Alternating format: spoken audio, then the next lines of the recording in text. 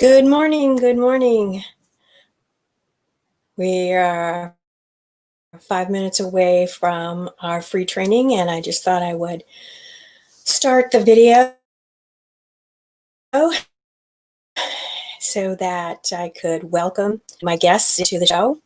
I am so excited to be able to come and support you on your writing journey. I know that from my own personal experience, how vulnerable you feel when you're sharing your writing, when you get a brilliant idea and then you have that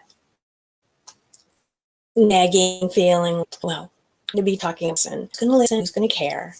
So this is for you. This is this is for me and for all of us who are reluctant writers, but we have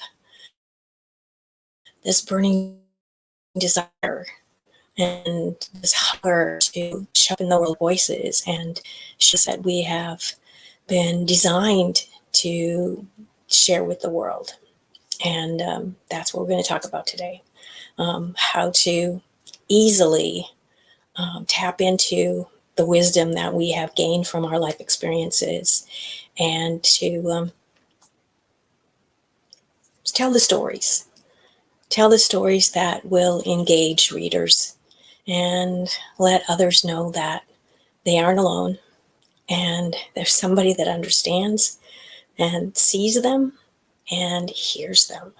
And that's what this training is about. It's helping you know that you're not alone. There is a whole community of us, and we're supporting each other. And it is a journey. Every day, it's an opportunity to learn something else and to roll that wisdom into the story that is us. We're an ongoing mystery and melodrama and fantasy sometimes, because when we're dreaming about what we want, it's wonderful. And I see that we have a couple of people that are coming on. I'm so thrilled to welcome you again. And we have to post something in the comments for me to really know that you're here, but I'm feeling your energy. And we want to wait until the top of the hour to actually start the training, but I wanted to just open the room up so that we can all feel that energy. And it's early on the West Coast, but I know on the East Coast you have already been getting on with your day, and so I really appreciate. Oh, good morning, Tony. Thank you so much for being here. I really appreciate that you're taking the time, or wherever you are, to stop in your day and just absorb this, that you're giving yourself this gift of some time to explore the writer that you are and the story that is longing to be told. So often we stop ourselves from actually having the impact that we are designed to have, because that little critic, that inner critic, gets really loud and gets her way. And later on, I will refer to one of my mentors about having a conversation with that inner critic and not letting her win. I see by my clock we have a few more minutes or a few seconds here, and then we will actually start the show.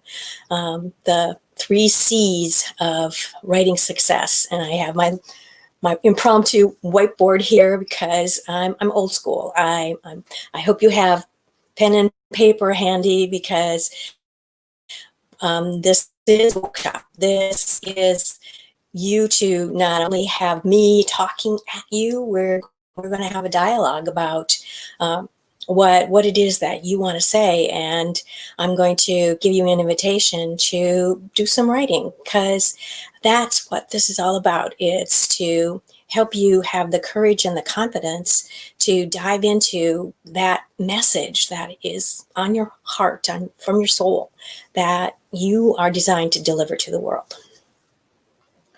Well, I have 7 o'clock. And with that, I want to officially welcome you to the 3 C's of writing success. I'm Mary Knipple, the Writer Unleashed and the founder of MaryYourWritingMentor.com. And this is the start of a new series that I am going to be bringing to my community to support you on your writing journey. I recognize there are a lot of reluctant writers out there who need a little hand-holding, and that's what we're here for. That's what I specialize in, because I know what that's like. I have needed my hand held many times and still do, because it's a big deal to be seen and be heard. But and then the tears are already coming. That's my signature as well.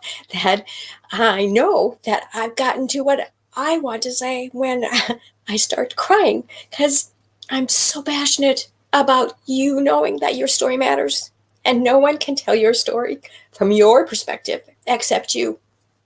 I've got a little cheat sheet here, and I want to make sure that I talk about the things that you can expect in our time together. We will talk about the 3 C's. I will give you an invitation to do a little writing. Nothing, no major writing assignments, and I'm not going to call on anybody to be sharing what they wrote. But it is an invitation for you to think about how your life experiences have given you the wisdom to do what you do, the passion. It fueled your passion for who you are and what you do. And that's the core of our stories. And when we share them, that's how the people who need us can lean in and say, she understands, she sees me, she gets it.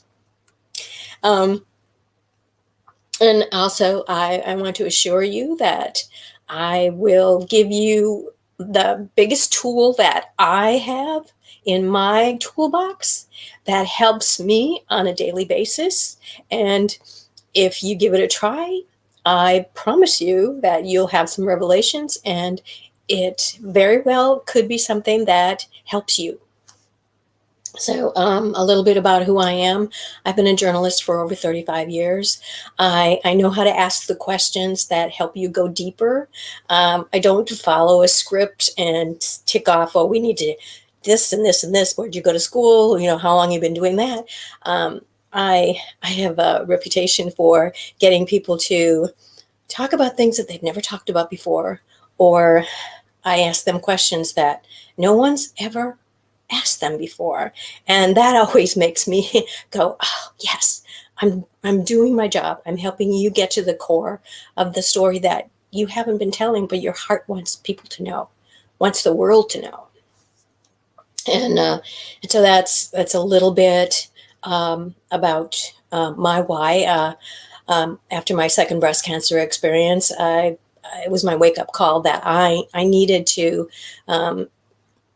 not be so close to the vest with the story that I've been keeping a journal since I was 11. So I know that the power is at the end of the pen. And I had this dream of writing a book. I couldn't wait any longer. So I started writing my book, and it will be a done deal.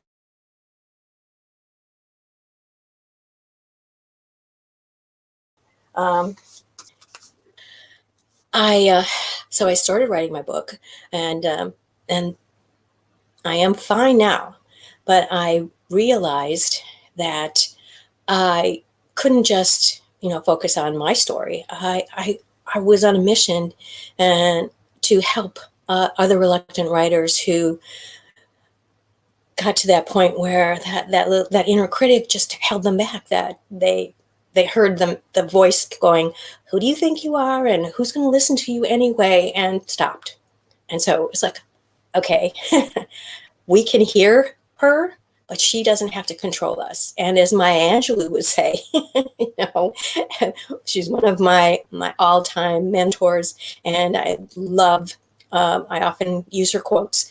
And one of the things she would say was she'd pick up a legal pad and she'd go, oh my goodness, they're going to know I'm a fraud. They're going to know that I don't have anything to say.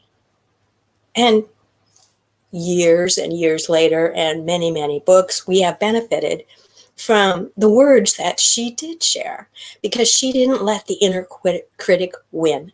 And we won't either, because we are going to take our pen and we are going to put it to paper and tell our stories. I want to welcome you all into the room again. And just let me take a breath and say I'm so grateful for you being here, and that I have this opportunity to give back to my community and support you to be the person holding your hand. So I want to get started here. So the first C, hi Barb, good morning. First C that we're going to go into is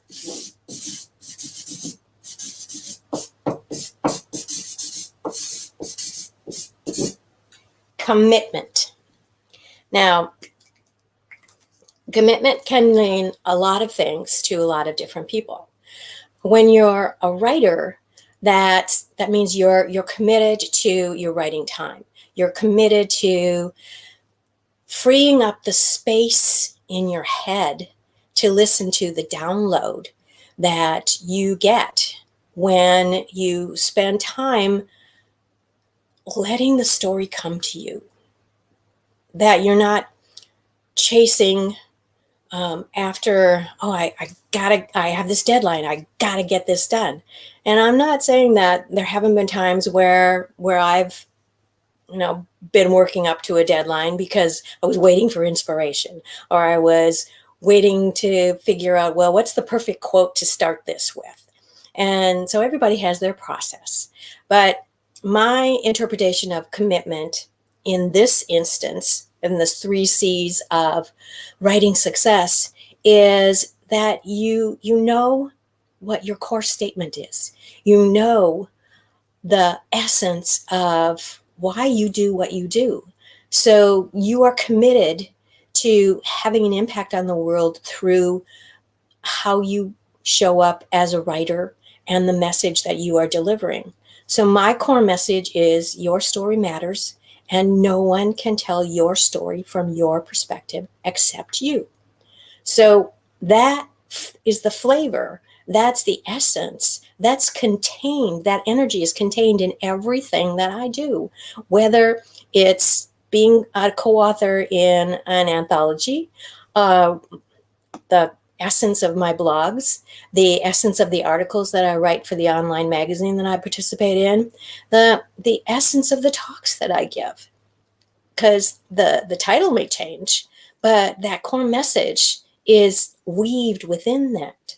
And what I want you to take away from this training is that your core message is the thread that you have assimilated from all of your life experiences. That's the synergy of the wisdom you have accumulated from everything that's happened to you, because you weren't born yesterday. You were a little kid, you were a little girl, you were a little boy, you grew up, you had high school experiences, you had college experiences, maybe you married, maybe you didn't, maybe you had kids, maybe you didn't, but you went to work, you interacted with people at work, things broke your heart, maybe you got sick, maybe all of that. That's wound upon wound that you figured out how to cope. And those life lessons, they informed who you are. And the way you deal with things, the way you show up, the way you keep showing up, how you inspire, how you inform, how you are someone who is a mentor to someone else, whether you realize it overtly or not. It's the way that you carry yourself. You can't help it. And that's what commitment means. It means that you are integrity with who you are and how you interact with the world.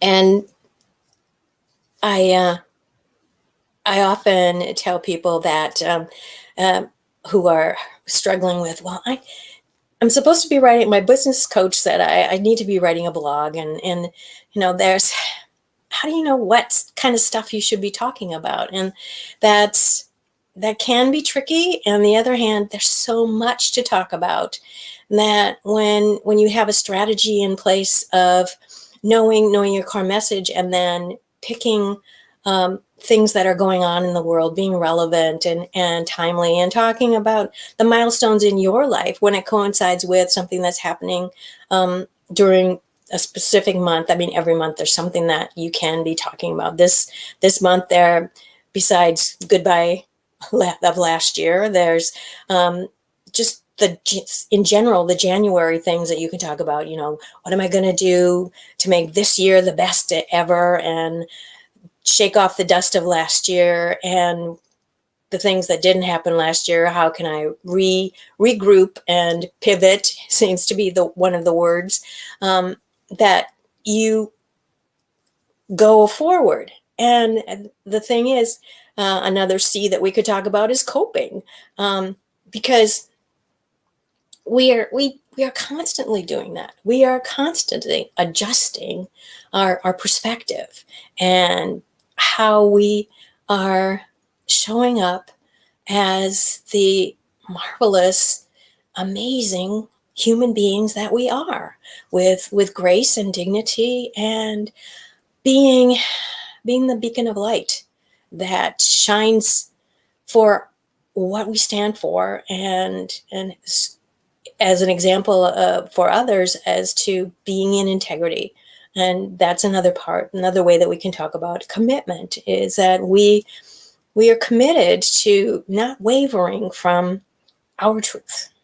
Nobody can tell your truth except you. You're the only one who knows what it is. And that's another way to think about your perspective. And so we're committed to being the best me that we can be. So that's another overlay of commitment that I would like you to absorb from this training. Let me see. Did I say what I wanted to say? Yes. So commitment, another way to think about it is your why you do what you do, and what keeps you doing that. And another way to say it is your core message. And when you know your core message, you don't lack for making the connection, another C, to what you do and who needs to find you so that you can help them. Okay, so I think we're ready for, does anybody have any questions before I go on? I can see, if you're on Facebook, I can see your in the chat. Okay, we're going to move on to our next one.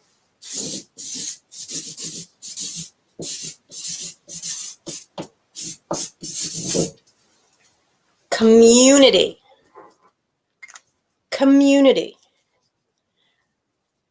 So you are writing, you're putting your story out in the world, and you want readers. That's your community. You want those readers to possibly turn into clients and customers. That's your community. You're my community because I want to be a support to you and lift you up so that you have confidence and courage to share the message that you are designed to share in the world. And a lot of times my clients will say, but how do I know that what I'm writing is really going to reach the audience that I want to reach? And so I have two things to say to that. Always, always, always remember that the first reader that you absolutely have to have an impact on, that you absolutely have to just bring them in close to you, is you. Because if you aren't excited about what you're writing, if you aren't vested in that, then nobody else will be. No one else is going to know what you want to say as intimately as you do. So keep that in mind. And the other thing is, when you're writing, have one person in mind. Perhaps it's your ideal client. Perhaps you could have a picture or some kind of an avatar of who you are wanting to have an impact on next to sitting to write. And just talk to that one person, because that's how you make that intimate connection. That's how they know she's reading my mind. She heard me when I was blah, blah, blah. She heard me when I was racking my brain and pulling my hair out because this was not making any sense, but she broke it down. She used my language. There wasn't a lot of jargon that I had to slog through because she broke it down into manageable pieces and used language that I hear every day. I didn't have to think, oh, where's the dictionary? Google, tell me what this means. And there was a story. She wrapped it into something that I could relate to.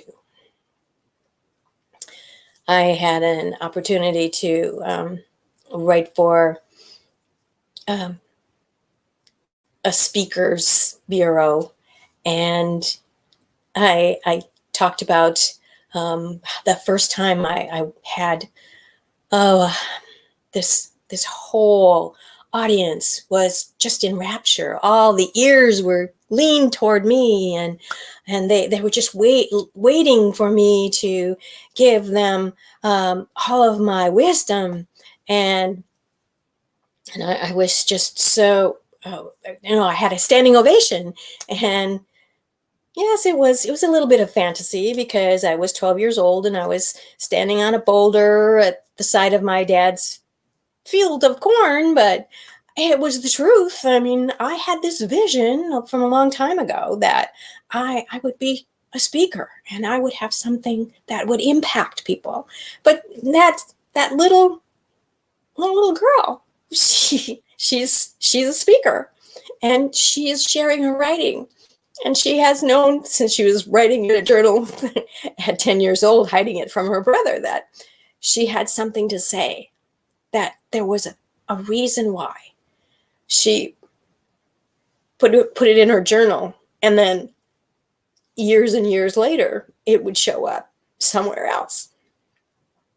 And that thread of recognition that you can have a dream, and years later, it manifests in a reality.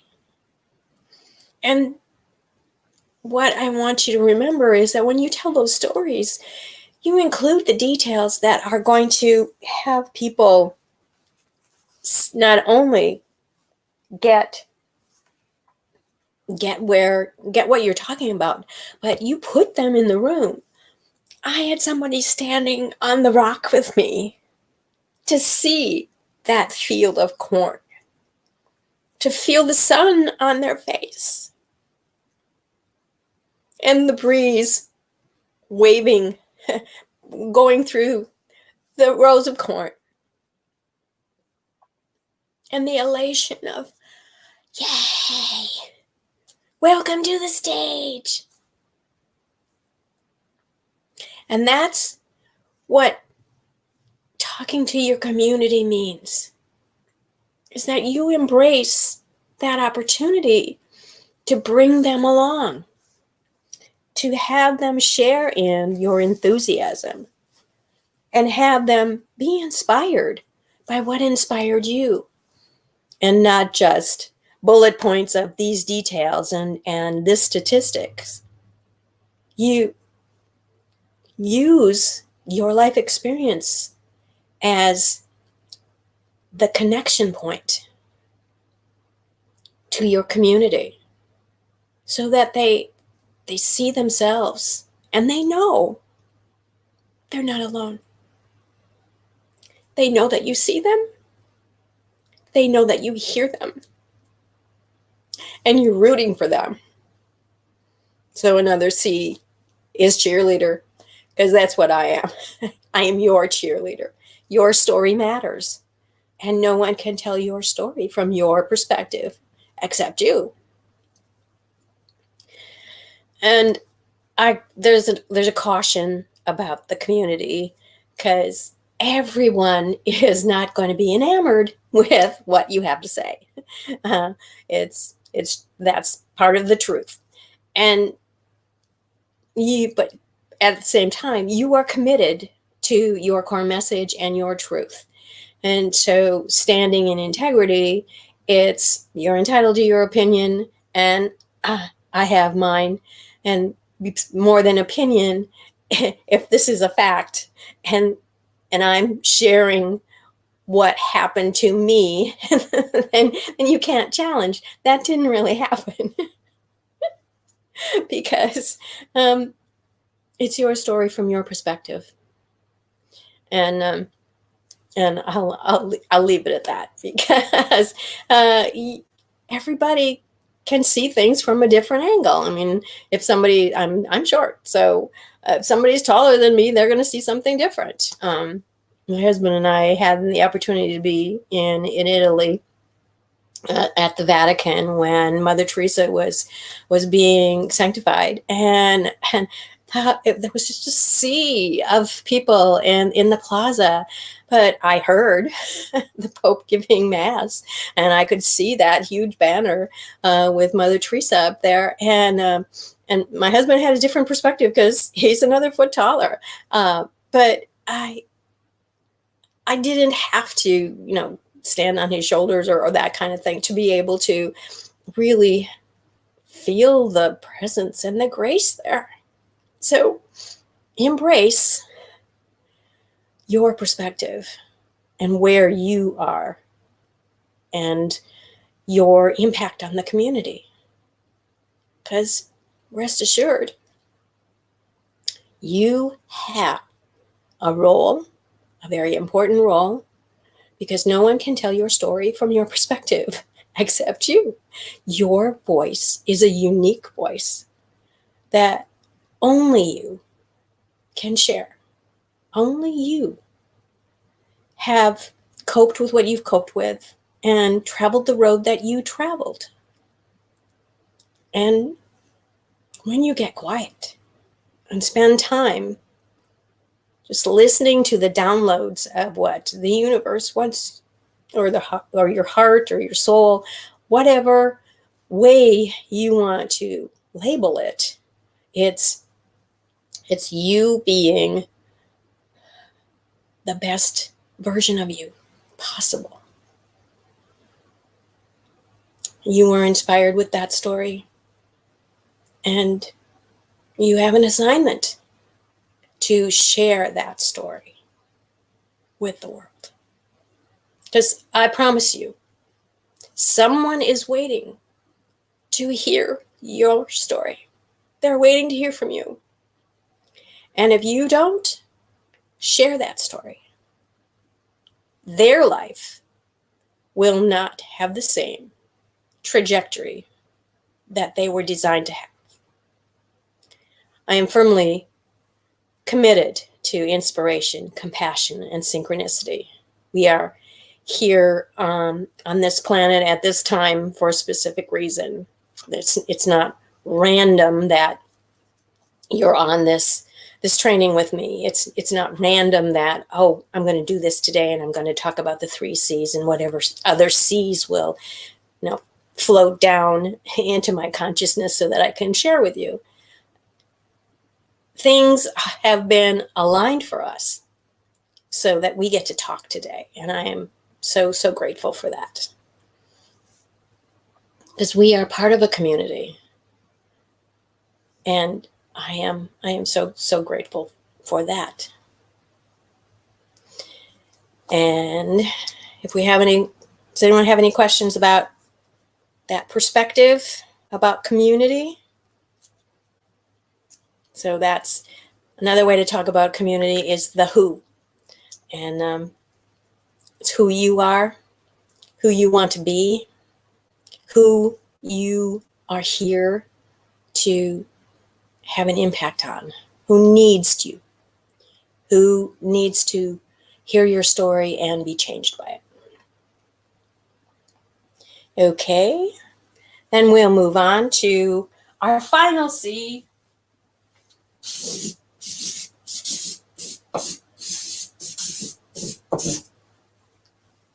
Content. Ta-da! And this is what people generally think of. They struggle over, they stress about, oh, what am I going to say? What am I going to say? And another way to talk about content is copy. And that, what people don't realize is copy is everywhere. Copy is the ingredients on the ketchup bottle. Copy is, yes, it's advertising, but it's everything. It's the Hallmark greeting cards. It's the poem that appears on your favorite label. And so I want you to take a breath and think about, you already know how to write content. You already have everything that you need to say, that you will ever want to say, here. It's not up here. There's a lot of stuff up here, but it's here. The story that is waiting to be told, the story that you are longing to have an impact with, the story that your heart needs you to quiet down so that it can share it, is here. Because, yes, you have a book that's waiting to be told. I know those reluctant writers are already going, no, not me. And I get it. It's an invitation to be transparent. And this is like, wait a minute, I'm a human being here. I'm not a tell-all person. And transparency doesn't mean that you give away everything, like you got a D in math when you were in 3rd grade or that kind of thing. And how will anybody trust me to help them with their QuickBooks if they know that I wasn't always a wizard with the numbers? And excuse me. So it's you being vulnerable and sharing the story that changed you and how you went from this place to this place. I started talking about my breast cancer experience. I was diagnosed the first time, and I immediately went back into my life. I had outpatient surgery, and 3 days later, I was doing everything that I had done before because I wanted everything to be back to normal as soon as possible. And so it was. But 3.5 years later, I got the same diagnosis and the same breast, had the same surgery, and I was just like, no. I can't just go back to things as usual, because things are not usual. And just the way we have been with the the world the way it was all last year, creating a new normal, that has been and is the way we all have to look at life every single day, because when we have the gift of waking up in the morning, we have an opportunity to say, okay, I'm creating my new normal again. And I decided, okay, number one, I am writing the book. I am going to expose my vulnerability of not getting, not being encouraged to be a writer because it wasn't realistic. I was a farm girl from Minnesota, and why would I need a journalism degree? And could I even, make any money that way? How could I earn a living that way? No. Better that you be a secretary. And so my college degree at that time was a 1-year secretarial certificate, and I still use those skills. I mean, I'm a great typist. And when I put myself through college, I was a part-time secretary, and so that's part of my story. But I didn't give in to, oh, you don't have to have a journalism degree, and that's true. You don't have to have a journalism degree to tell a great story, to be a great writer. But that was an achievement. That was a goal that I had. I wanted that. And when I was growing up, my brothers and I would fight over who got to read Irma Bombeck in the newspaper. I just loved the way she wrote about real life. And she had a newspaper column. I mean, she was also on TV, and how she spoke so that my brothers wanted to read her and I wanted to read her. And so that was the kind of writing I wanted to do. And I did get my degree, but my advisor didn't believe that this little housewife was really serious about, sticking with, full-time college.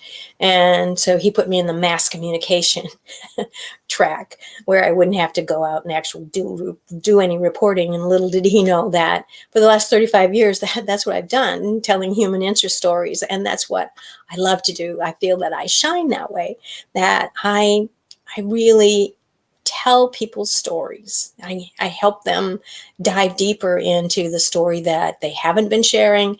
And so people get to know who they are. And when you are committing, you make your commitment to your core message, and you know who you're speaking to in your community, then your content reflects that. And you can share your humanity, share all of those pieces of you that maybe on the surface, it's not coherent, but it's all you. So it's all relevant. One of my clients, we were redoing her website and adding to her bio, and I asked her the question, tell me about your first job. And she said, well, I've won this award. I worked for this company. And I said, go farther back and tell us about the first time someone paid you. And she just looked at me like, why do you? Okay. I babysat. Doesn't everybody? And I said, no, not necessarily. So tell me more. Details are important. Details put your reader into the story with you. And she looked at me and was like, ugh, details. Okay. How old were you? I was 10. And how old was the baby? It was a baby? It was a newborn. Okay. As a mom, I would have a hard time trusting a 10-year-old with a newborn. And I said, how was it that this is your next door neighbor? Yes, my next door neighbor. How was it that your next door neighbor trusted a 10-year-old with her newborn? Well, it was obvious. She saw me with my handicapped brother. Details. And I said, okay, that puts a whole different perspective on that part of the story. Here you are as a 10-year-old, but you could stand toe to toe with an adult and convince her that you could handle what she was asking of you. And she said, well, yeah. And I said, okay, that's something that would be very interesting. And so on your website, you have an opportunity to tell an epic bio. You don't have a word count. You can go into those things that make you unique. You don't know what details someone is going to latch onto and go, oh, we have that in common. Oh, I never would have thought about that about her or him. And so we belonged to a lot of the same networking groups, and we were at a lunch, and she was on a panel, and they were invited to introduce themselves. And I said, oh, this is a great opportunity for you to tell the babysitting story. And she looked at me like, I will not. These are all professional women. They know me and my reputation. And I said, exactly. This is a way for you to show up as a whole different person with another layer. They can see you in a different light. And I wasn't convinced that she was going to take me up on my suggestion, but she did. And I watched the other ladies in the audience, lean in a little bit. It's like, oh, isn't that interesting? Oh, what a perspective. And afterwards, she came up to me and she said, I've never had so many people just come up to me and want to chat.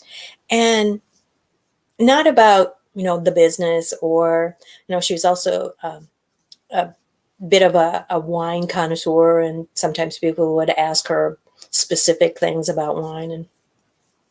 And she said, no, they wanted to get to know me a little better. And I said, isn't that interesting? They wanted to get to know you better. And they saw your humanity. They saw the little girl who grew up to be a very accomplished professional woman and saw the seeds of what she has been doing her whole life. Because the industry that she shines in is sales. So she had already demonstrated at 10 years old that she had composure to tell an adult what she could do. That she had skills and she wasn't afraid to talk about them and reassure someone that I can handle this job. And that's the kind of thing that my clients would just kind of gloss over. It's like, well, it's pretty ordinary. Everybody does that. Well, no, everybody doesn't. I never went out babysitting because I had 3 younger sisters. I was always in charge. But there's perspective. There's a way that if you go through the things that you have done and the story that you tell yourself, we all have or things that we consider ordinary that in the light of day and somebody else's eyes are extraordinary. Because we live a pretty amazing lives considering the stuff that we've gone through, considering the stuff we had to cope with. And that's why I say over and over again that all of our life experiences have brought us to where we are today. And when we know the core message that we are committed to, then that essence is in everything that we are sharing. It's reflected in the quote graphics that we put on Instagram and Facebook. It's reflected in what we say yes to be part of an anthology, that the theme that they have resonates with who we are and what we stand for. Our vision that we have for the impact that we are making that we want to make with our readers who we are inviting to be clients and customers. So that that helps us do a download, and it helps us be curious. It helps us be inspired by our own wisdom so that we can inspire others, that when we're going after how we are going to show up with our blog and the classes that we're going to teach, how we can move through all of our experiences and have them be not just, oh, this is just something random. It's not random. Everything builds on something else. What we learned here is informed who we are right now and will inform the choices that we make tomorrow. So when you're, for instance,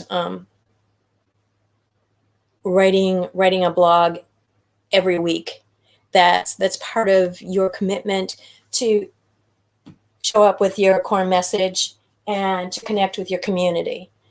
It's the content that helps you be a source, a resource of inspiration and sharing information, not just a bunch of bullet points, but the story that draws people in to help them see that you understand what they're going through. You've been there.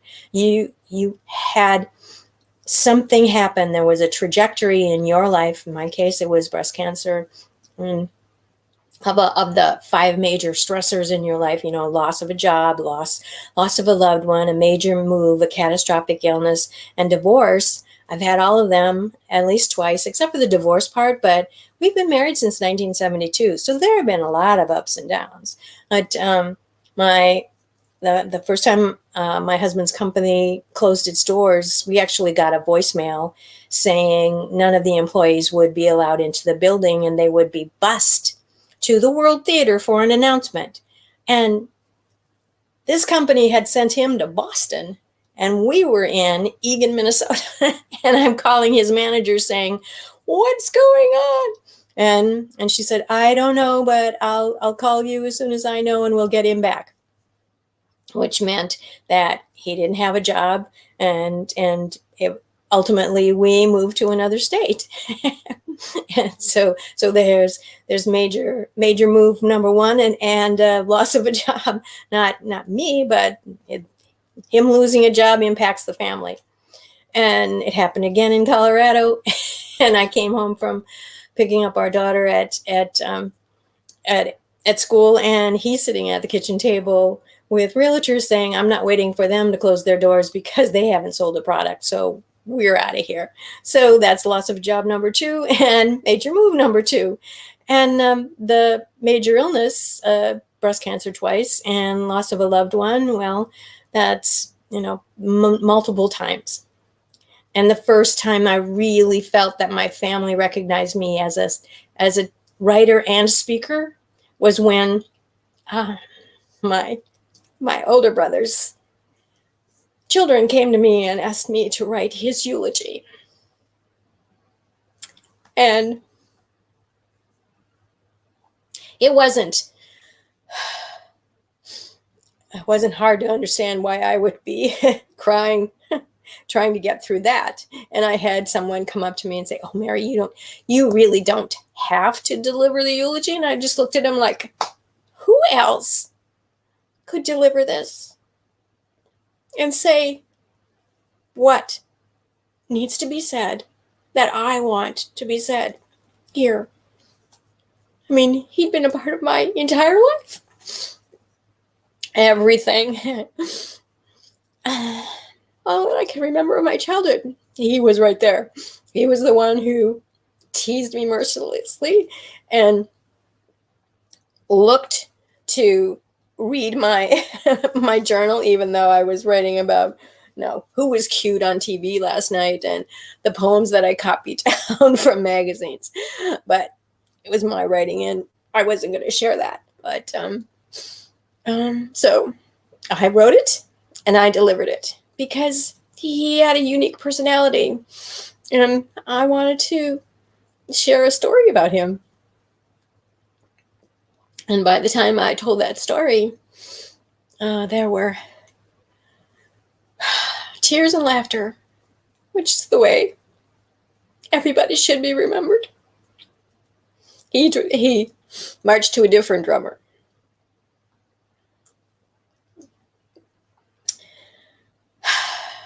And not all of your content is going to be that emotional. Sometimes it might be that you read a quote and you thought, oh, I really like this, and you want to share it because it goes along with your theme, or it's absolutely random, but it made you laugh and you thought your community would get a kick out of it. So there's nothing wrong with sharing something like that. But ultimately, you want to make sure that your content has continuity, another C, and clarity, that people don't look at it and go, oh, who is she? Where did this come out of left field? She's never talked about hockey before, so what does this have to do with her? And 9 times out of 10, there can be a thread that you can bring people back to. The reason I bring this up is one of my clients was having a really hard time getting the connection between not talking about her business all the time and building the relationship that you want to have. So that's another commitment to your community with your content, is building the relationship, to have engagement. And she called me after she had this aha.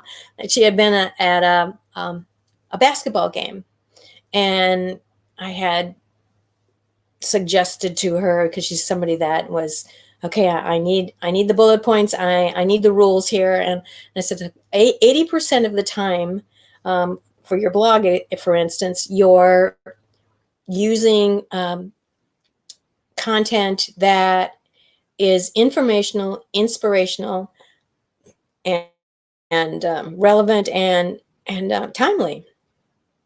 But it's not, and 20% of the time it's, I have this for sale, or come to my class, or strictly business.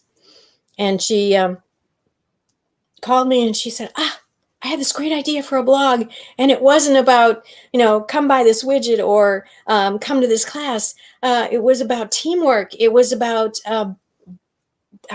cooperation. She was at a basketball game, and she's in leadership and management, and so it was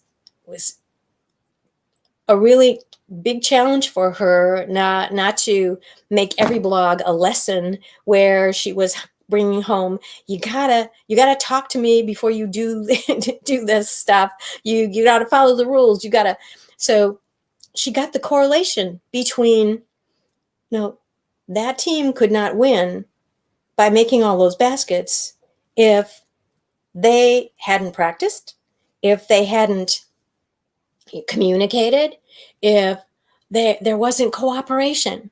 This one passed the ball to this one, and this one passed the ball to that one, and then they got the basket. I see it. Basketball is about leadership. It's about teamwork. Our business is about leadership and teamwork. And it's not the pecking order. It's, we all do our job and we make the basket. We are a success. And she was so excited. And I had another client who was struggling with writing blogs as well, and she called me and she said, "Hey, I have this great idea.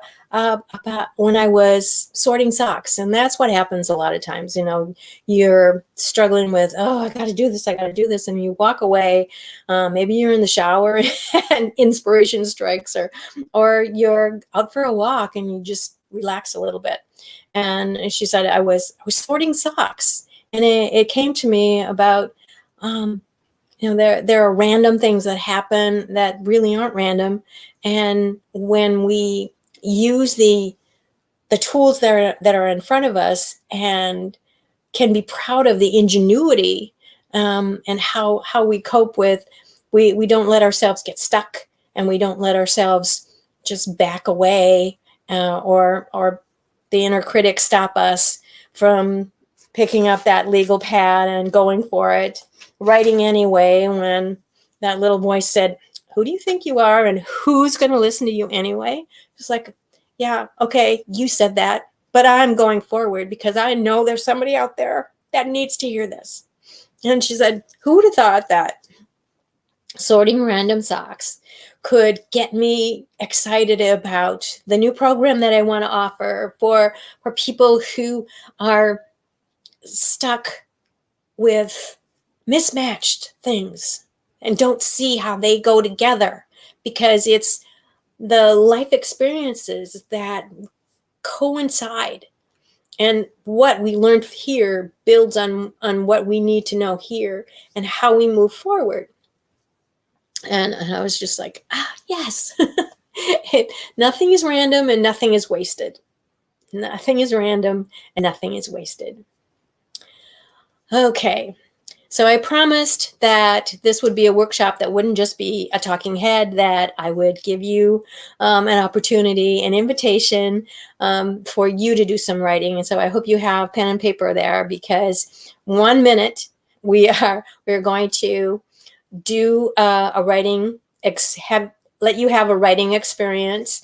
And I will give you 3 suggestions. And it may be that none of them talk to you, none of them speaks to you. You get a download from something else, and which is absolutely wonderful. And everything happens for a reason, and it's all for your betterment. It's for your information and your inspiration. And so I hope you're not driving while you're listening to this, so that you can put your feet to the floor and just get centered. I know I've thrown a lot of information at you and been sharing tidbits along the way. So I just want you to take a breath.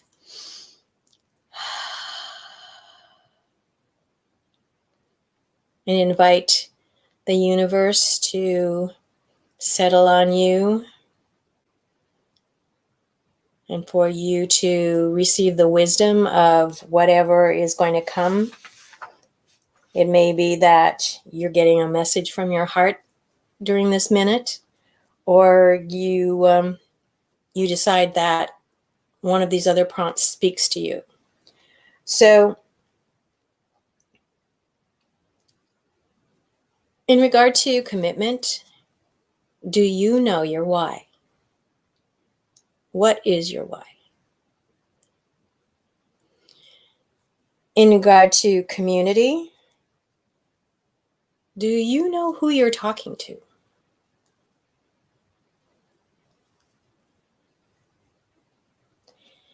In regard to content, what is the life experience that informed who you are today? What was the trajectory that sent you off in a totally different direction? And when you're ready, just pick up your pen and we're going to go for a minute.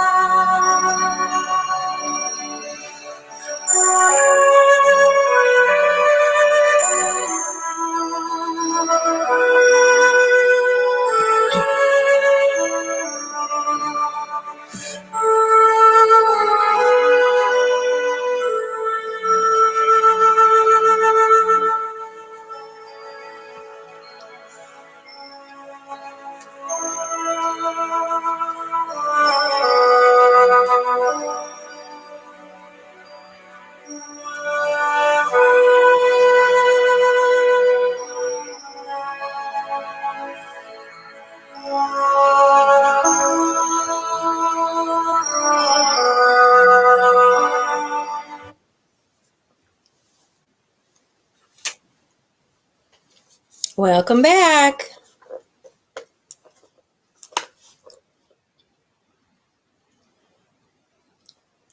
When I suggest that people start journaling for 5 minutes a day, they're always surprised at how much they can do in 5 minutes.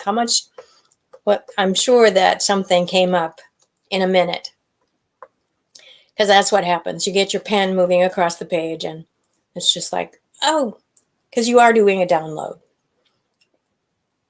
It is your heart, your soul, the universe giving you a message through your fingertips. And that's one of my rules in this last tip that I'm going to share with you, that is the tool that has stood me in good stead, is to be writing with a pen, because there's something that happens to you when you're sitting at a keyboard. It puts you in a different part of your brain. So you have a stronger connection between your heart and your hand when you're writing longhand. And the other thing is keeping a journal. And it can be, it can be plain paper. It can be a cute little notebook like this. It doesn't have to be a leather bound, beautiful something.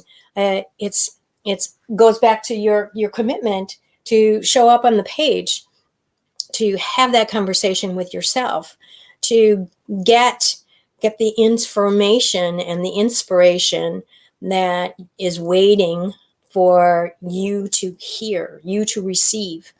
And sometimes you noodle around with the same content in different formats. You may hear bits of the same scenario from, well, I didn't think about it that way, or, oh, that's another detail that, wow, I didn't realize that. And so you distill the same situation over a period of time. And it helps you be informed about, okay, this really makes the most sense to me, and this is how I am going to share it with the world. These are the details that I want to pull out. I don't need all the backstory to tell them. I need all the backstory so that I am clear about what was the core incident and the absolute gem, to discover all that wisdom.